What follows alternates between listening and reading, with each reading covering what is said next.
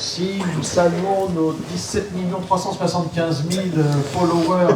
Ben oui, j'augmente à chaque fois de 10 000. Ça va beaucoup plus vite. Qui nous suivent actuellement sur Facebook pour cette dernière séance de talk de la journée, de ce deuxième jour du Synfest. Et alors là, on va faire péter les compteurs parce qu'on a...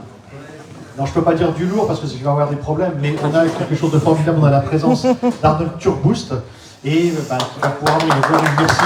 Merci d'être venu. Merci à vous de m'inviter. Merci à toi, Olivier. Non, mais c'est vrai. Quelle politesse, c'est formidable. Et donc, écoute, Arnold, je vais te laisser immédiatement dans les mains expertes de Vanessa Bertrand. Si je puis me permettre, en tout bien tout honneur. Oui, évidemment. Et pour cette série de talk Master of Keyboard, c'est à vous de jouer les amis, ma chère Vanessa. Merci, et c'est le dernier talk de talk Unax SACEM au Synfest. Donc alors, déjà, bienvenue au Synfest. Merci, non mais franchement, merci d'être là. Pour moi, c'est une découverte, quoi. C'est incroyable d'arriver dans, je ne savais même pas que ça existait, cet endroit où il y a tellement de synthés, il y a des trucs que je peux essayer, je me dis ce son et tout, c'est pas mal quand même.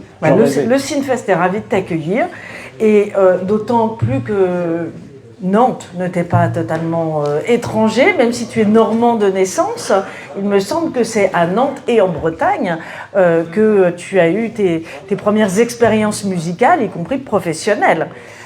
Oui, c'est vrai. J'ai commencé vraiment à Rennes avec Mark Itzad. Je faisais quelques claviers sur le premier album, donc j'étais voilà. Et après, je suis arrivé à Nantes et j'ai constitué un groupe. D'ailleurs, il y a des amis du groupe qui sont venus cet après-midi. Je n'avais pas vu depuis 30 ans. C'était franchement. Et Nantes, pour moi, ça a été le début. C'est là que j'ai commencé à proposer mes chansons, mes compositions, à acheter des synthés. Je me rappelle du magasin, je crois que c'était Michno à Nantes, où j'allais tout le temps. Voilà, passionné de clavier. Ah oui, Philippe Brodu m'en a déjà parlé. Ouais, tu vois, oui. Comme quoi, oui, tout à fait. Ouais. Et alors justement, de tes débuts avec Mark Itzad, ensuite ton travail plus en solo ou en tant que compositeur, qu'arrangeur, producteur, avec des personnalités comme Jacques No, Brigitte Fontaine ou Étienne Dao. Moi, j'ai l'impression que le synthé, c'est quand même, le clavier, le synthé, c'est un instrument de prédilection chez toi. Ouais, j'adore, parce qu'en fait, déjà, j'ai adoré tout de suite, parce que au début, lorsque je suis arrivé, il fallait expliquer à des musiciens extrêmement forts, extrêmement doués, ce que j'attendais d'eux. Et j'avais vraiment du mal à m'exprimer, j'étais un peu timide, comme tout le monde est tous. Et pour moi, avoir des synthés et des boîtes à rythme, ça me permettait de me passer d'eux. C'est pas terrible, mais bon, quelque part, ça a donné un style, un genre, et pour moi, c'était beaucoup plus facile. Et j'ai échafaudé les couleurs que je voulais. Mais en même temps, on a l'impression, en écoutant la musique notamment d'Étienne Dao des années 80, qu'il y a un vrai jeu avec le son, qu'il y a un plaisir de la découverte de sonorités nouvelles. Et ça, justement, ces sons que vous avez fait ensemble, ça a contribué aussi à cette pop française qui avait un son si particulier. Donc il y a une part, je pense, de plaisir aussi dans le maniement, dans la découverte des outils. Ah mais c'est que plaisir, franchement, les synthés, passer un petit peu de temps, essayer de trouver la bonne couleur, et puis ensuite mettre un autre synthé un peu plus percussif.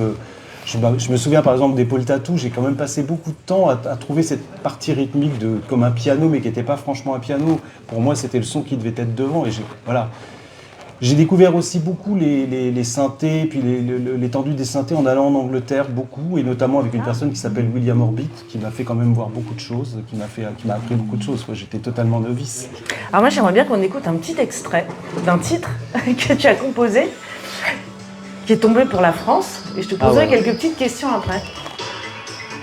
Voilà, parce que là, il y a des gimmicks, des instruments. C'est iconique. C'est psychédélique, ouais.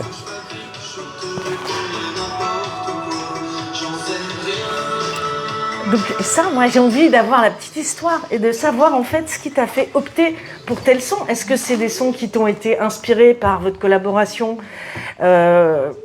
et que tu as recherché, une fois que vous avez discuté justement de la couleur, comme tu viens de le dire, que vous souhaitiez donner à ce morceau, ou est-ce que c'est des sons que tu avais explorés en amont et tu t'es dit « Ah bah tiens, ce son que j'ai découvert, je le mettrais bien sur ce morceau ». Comment ça s'est passé ? Bah en fait, il y avait des sons que je connaissais, voilà, dont je me servais, par exemple pour cette chanson, notamment tout ce qui était séquence principale de basse et voilà, séquence under, ça j'avais. En revanche, j'ai passé un petit peu de temps justement à trouver ces padap, padap, padap, padap, padap, padap, ces sons en fait, ce son. Et en fait, j'ai utilisé un vieux Korg, je crois, qui est ici, un Polysix, que j'ai toujours d'ailleurs. C'est avec ça que j'ai fait, voilà. Mais j'ai passé pas mal de temps et aussi dans les programmations de batterie, justement que je trouvais à chaque fois trop, enfin voilà, trop compliqué. Et là, je trouve qu'on est arrivé à quelque chose de simple et voilà. Et marquant. Et marquant. Oui. Et il y a aussi quelque chose qui a été très très important. C'est aussi à cette époque-là, il y a le Fairlight, le synclavier. On arrive dans un studio, c'était à Bruxelles. Et moi, dans la composition, j'avais ce chromatiste, blam blam blam blam blam. Mais c'était pianistique. En fait, j'étais resté pianiste. Et d'un seul coup, on essaie le Fairlight. Et je crois que la programmation, c'était l'oiseau de feu de Stravinsky. Il fallait bien ça. Et d'un seul coup, on essaie ce chromatisme comme ça. Et là, ce truc, c'est incroyable. Et donc voilà, je pense que c'est aussi l'utilisation de ce son de synthé qui a marqué la chanson. C'est-à-dire, tu as les gimmicks, mais tu as aussi ce son qui arrivait pour la première fois dans les hits français. En fait, on était les premiers à utiliser ça, je crois.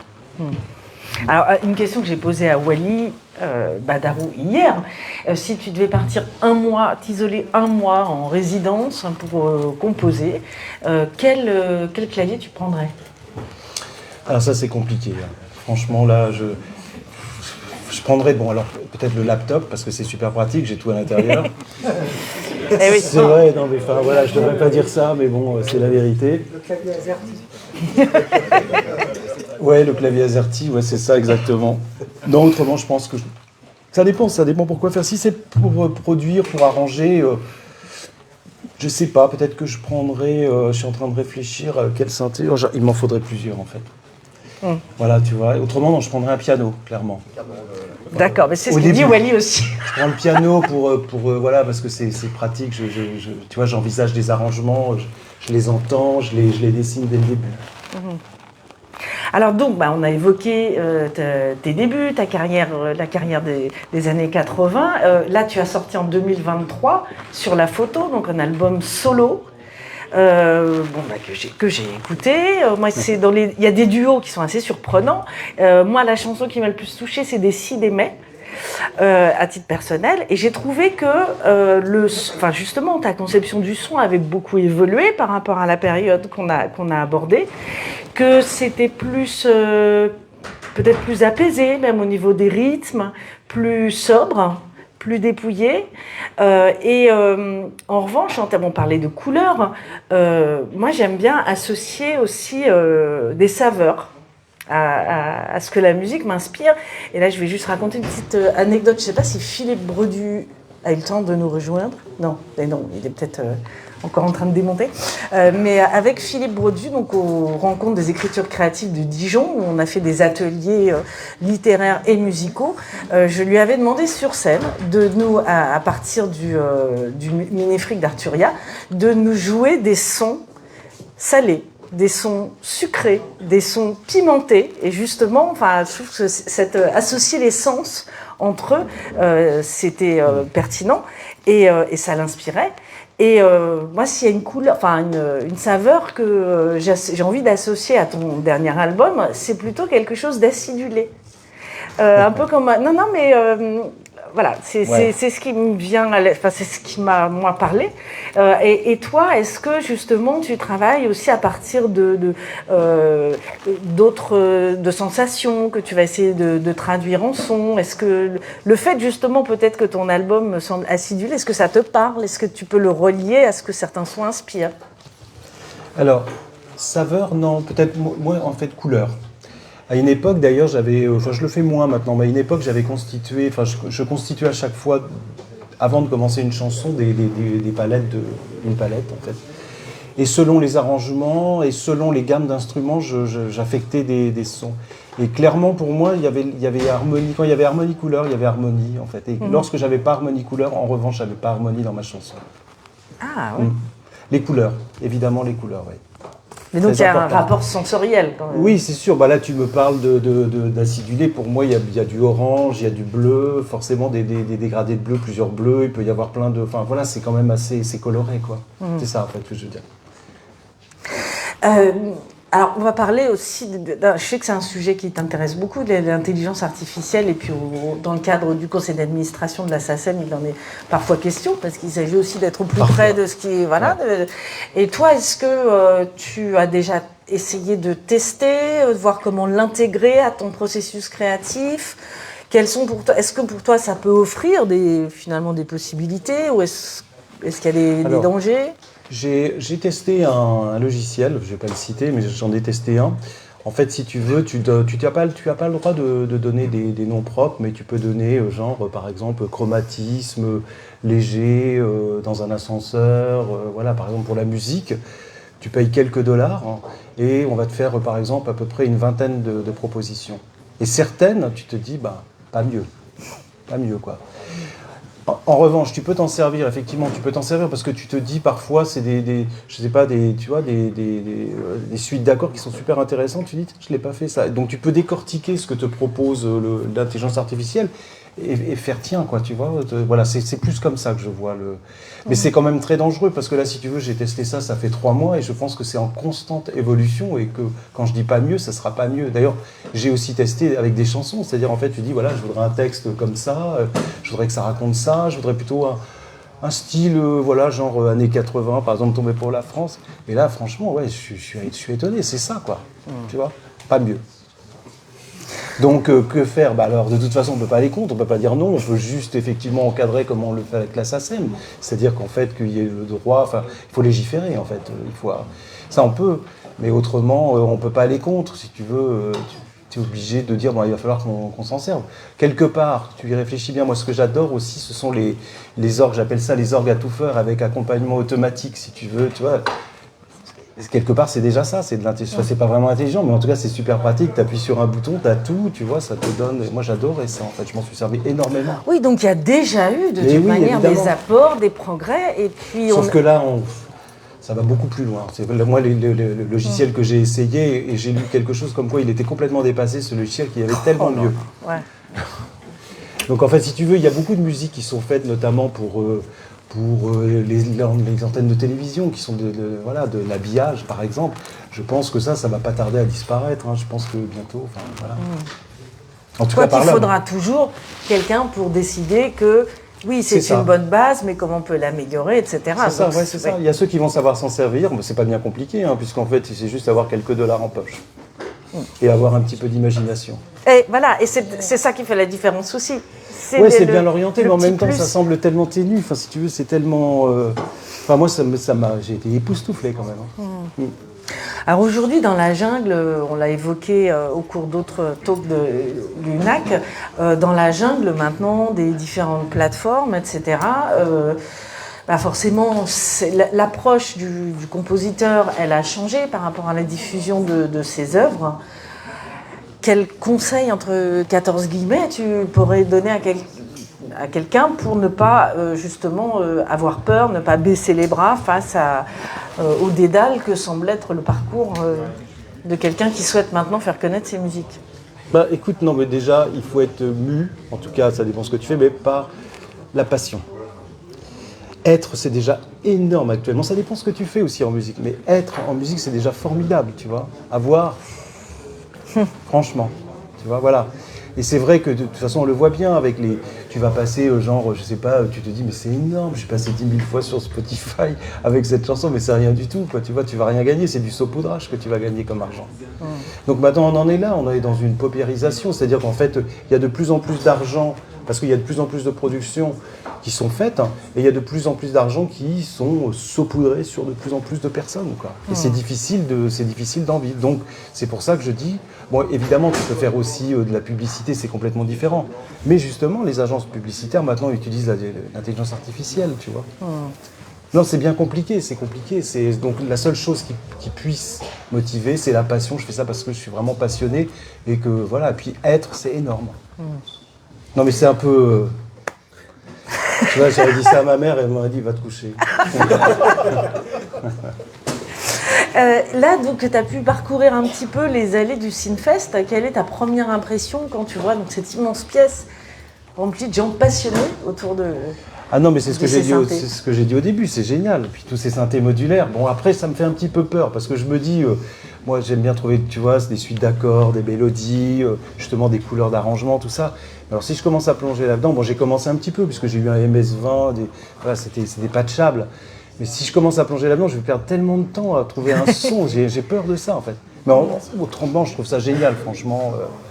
C'est incroyable. De toute façon, moi, j'ai déjà beaucoup de choses justement dans mon laptop. J'ai pas mal de choses aussi en externe parce que j'aime bien le mélange des deux. Et je me dis que les possibilités sont infinies et même ça me fait peur parce que de toute façon, n'importe quel truc que je vais ouvrir, moi, j'ai toujours considéré que je prends un synthé, aussi mauvais soit-il ou aussi bon soit-il, je vais trouver quelque chose qui va me plaire. Je vais y arriver. Tu vois ce que je veux dire? Donc maintenant, les possibilités sont énormes. Et cet endroit, je trouve ça formidable. Je vais faire la publicité, je vais en parler. Non, mais c'est vrai, c'est génial, parce que c'est nous, quoi. Moi, ça me cause, j'aurais connu ça dans les années 80, c'était différent. Ouais, ça aurait été différent, enfin, ça m'aurait aidé, quoi. Il n'y avait pas ça, quoi.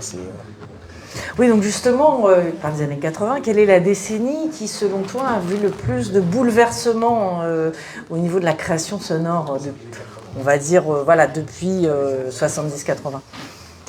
Oh, toutes les années, je veux dire, les années 70, il y a quand même vachement de trucs qui ont existé, donc avec tout le disco, tout ça, puis même, il y avait déjà les premiers synthés, quoi.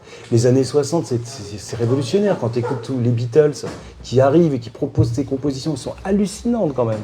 Ça existe toujours, c'est incroyable. Les années 80, d'un seul coup, ramasse ce qui s'est fait aussi dans les années 60, 70, et mettre un peu plus de synthétiseurs, puisqu'en fait, enfin voilà, moi si tu veux, je me souviens dans les années 80, moi ça m'a marqué parce que j'ai entendu d'un seul coup, j'ai toujours été fan des claviers, tu vois, par exemple, moi mon maître, bon, hormis Wally Badarou, non mais c'est vrai, c'est un maître, et c'était Brian Eno, tu vois. Il y avait aussi des personnes que j'adorais, il y avait un groupe que j'adorais qui s'appelait New Music avec une personne qui s'appelait Tony Mansfield, qui m'a marqué profondément. Et donc si tu veux, dans les années 80, c'est tous ces synthés qui arrivent et qui permettent une évolution de ce qui avait été fait dans les années 60-70 différemment, c'est un peu ça. Donc c'est vraiment formidable. Après, tu as les années 90, justement, avec l'avènement des sampleurs, parce que toute musique est liée aussi aux techniques, c'est pour ça que c'est formidable d'être ici. Et les années 90, avec l'avènement des sampleurs, et tu vois tous ces groupes de rap qui arrivent, comme De La Soul, Tribal Quest, que j'adorais aussi, donc c'est formidable. Voilà, les années 2000, et puis après, tu as toute la technologie, ce qu'on appelle la techno, quoi, tu vois, avec toutes ces musiques. C'est pas trop mon truc, mais il y a des trucs que j'adore quand même, quoi. Donc il n'y a pas de décennie particulière, tout est bien. Ouais, mais ça, c'est quand on aime, en effet, On on trouve plaisir à chaque innovation, au travail de chaque décennie. Alors, je souhaiterais, voilà, il reste quelques minutes pour un petit temps d'échange, donc je vais passer la parole au public. Est-ce que vous aurez des questions ?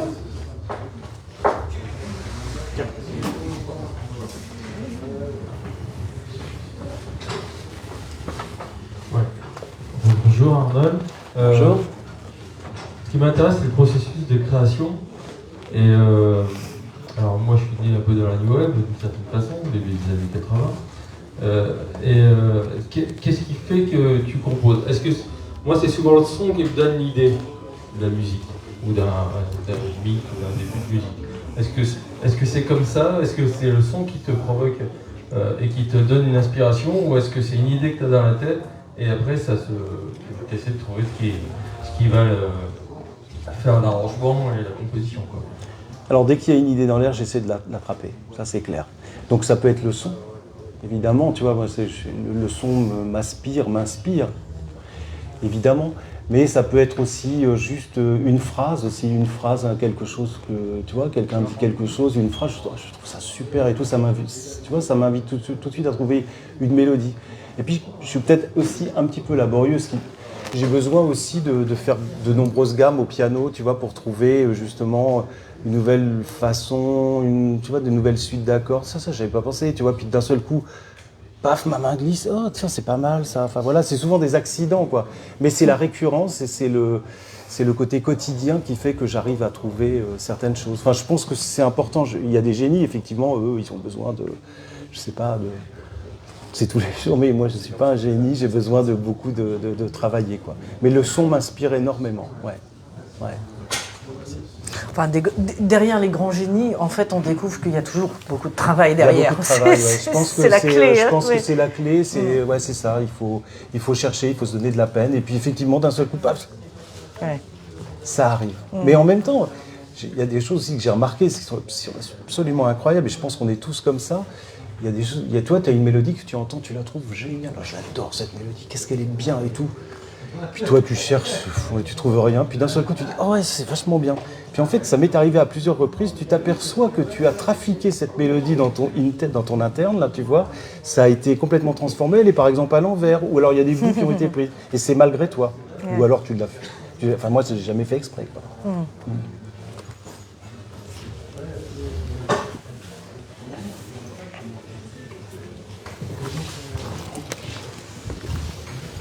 Bonsoir. Comment s'est fait la rencontre avec Étienne Dao? C'était lorsque je suis arrivé à Rennes, en fait, donc avec Marquis de Sade, et en fait Étienne était autour de ce groupe, quoi. C'était un ami, puis donc il vient me voir, je me souviens, il vient me voir et tout, il me dit « Ouais, bonjour, je suis Étienne. » Moi, je suis non, je l'imite un peu. Et voilà, puis on discute, il me dit « J'aimerais bien être chanteur. » Enfin, plus que ça, je vais être chanteur. Ah, il n'avait pas encore commencé? Non, il n'avait pas commencé. Okay. Et il m'avait dit, tiens, si tu veux, je peux te faire écouter une cassette. Donc c'était Étienne Dao Junior, je me souviens, mais il me permet de le dire, hein, parce qu'au début, il n'arrêtait pas. Et en fait, c'était des choses qu'avait fait un pote, qui était photographe, d'ailleurs, je ne sais plus, Richard Dumas, et à la guitare. Et donc, voilà, c'est comme ça que j'ai rencontré Étienne. Et si tu veux, donc j'ai pas participé à son premier album. J'ai commencé, moi, avec une chanson qui s'appelle Le Grand Sommeil. J'ai fait uniquement avec un seul synthé, ouais, vraiment. Et moi, j'ai senti avec Étienne, si tu veux, donc je jouais aussi avec un groupe à Nantes à cette époque-là, je jouais aussi dans un autre groupe à Rennes qui s'appelait Octobre.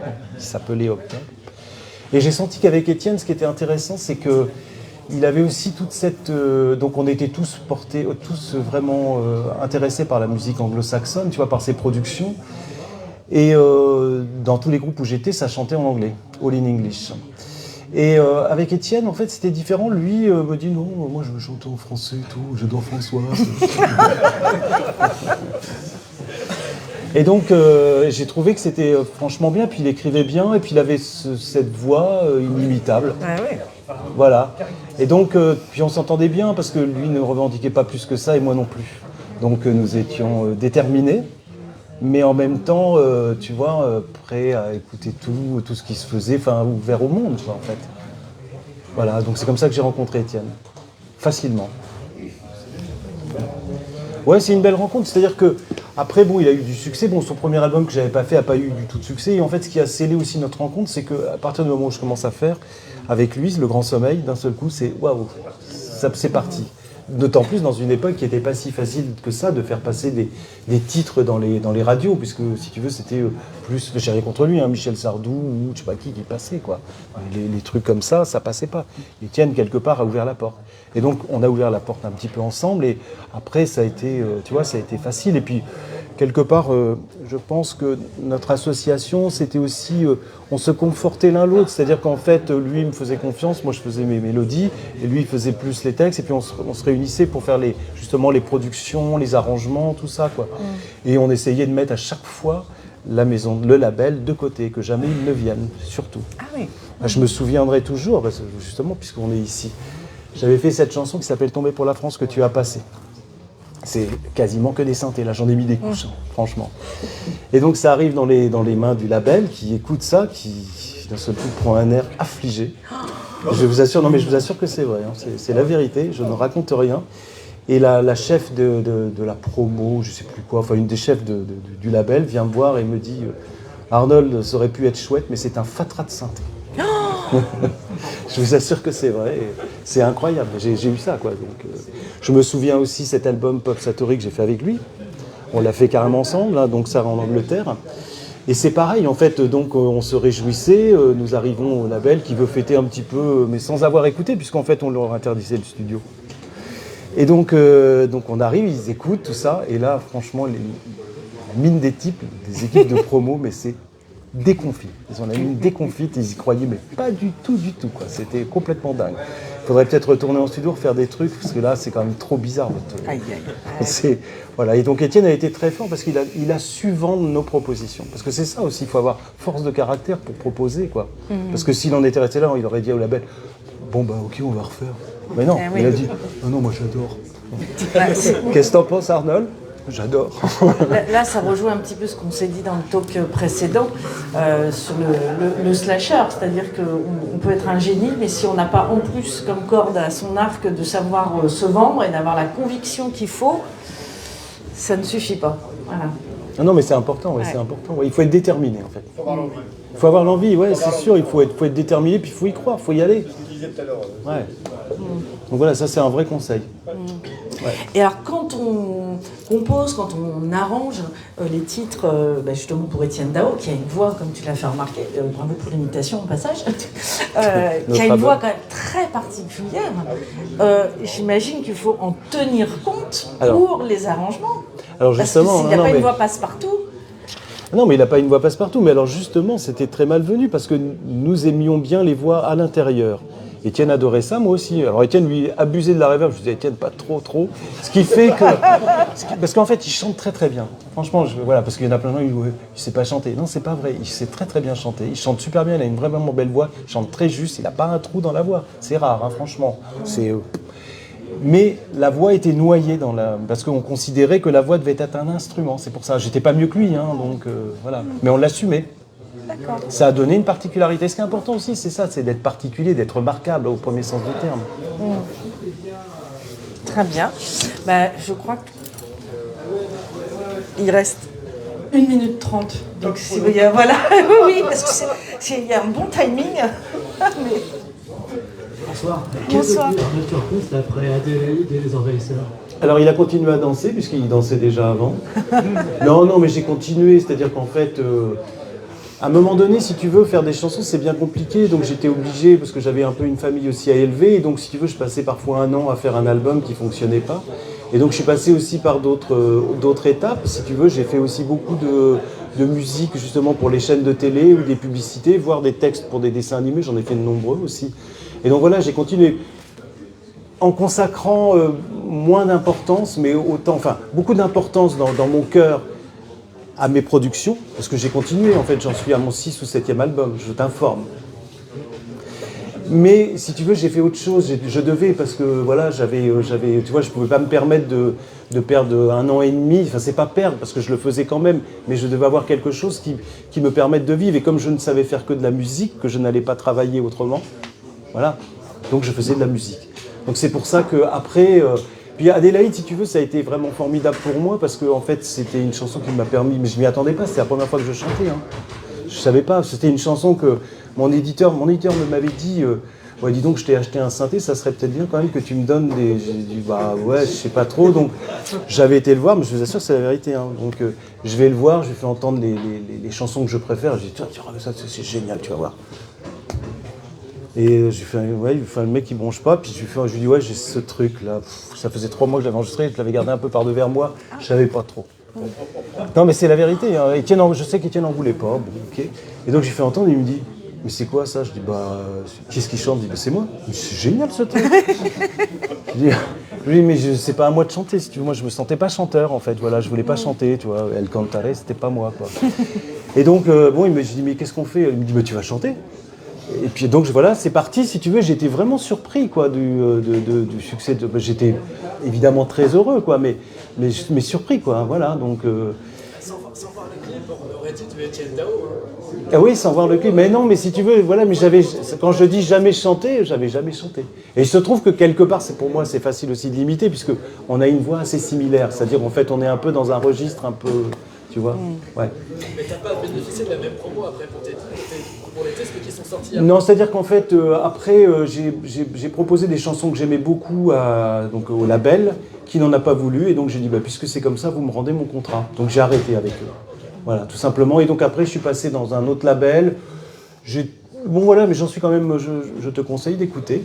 J'en suis à mon 6e ou 7e album et je vais continuer. Voilà, j'ai pas mal. Je pense que voilà, je suis mu, comme je l'ai dit tout à l'heure, par la passion, comme beaucoup d'entre nous qui font ça, qui font cette occupation. Enfin, c'est plus qu'une occupation d'ailleurs.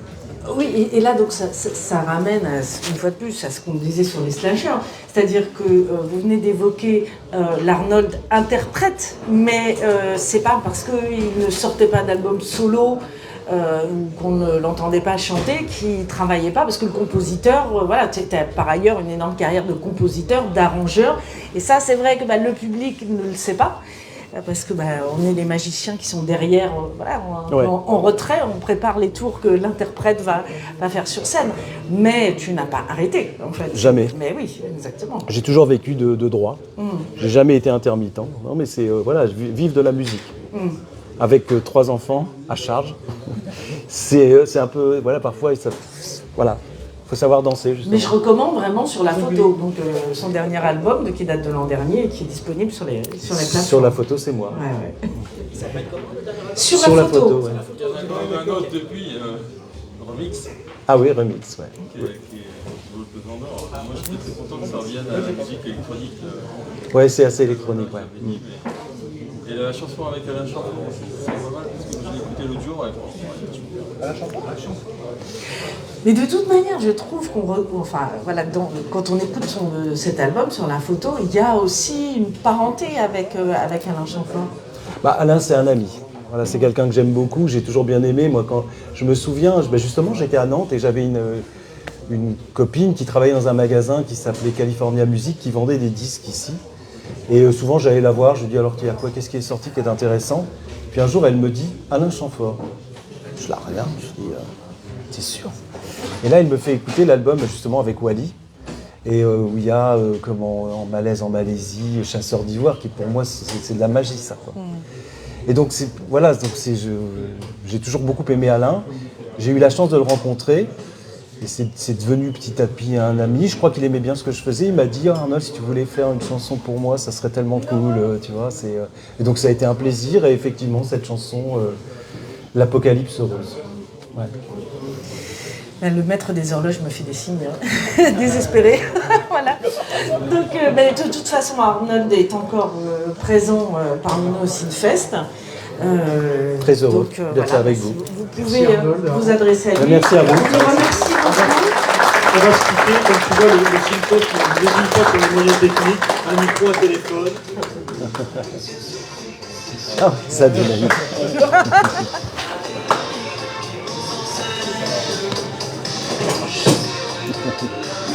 Ah ouais.